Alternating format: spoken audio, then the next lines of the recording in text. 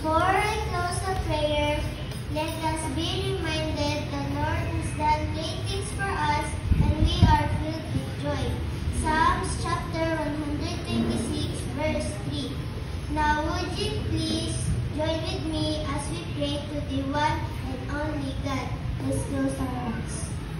Dear Heavenly Father, thank you for bringing us here today as we celebrate 2023 to 2024 class. We stand here today with our hearts lifted to you, filled with gratitude for everything you have given us. Thank you for our parents who raised us in your faith, for our teachers who taught us that all knowledge and wisdom begin with you.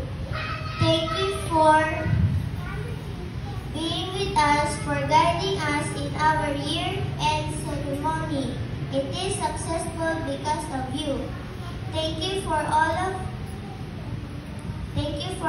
us who work hard for this event. To the speaker, guests, to our teachers, and school leaders. We are awarded and recognized this day, but the real recognition should be given to you.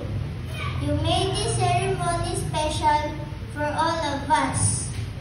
Continue to protect and keeping us safe as we all go home. In Jesus' name we pray. Amen. Praise the Lord.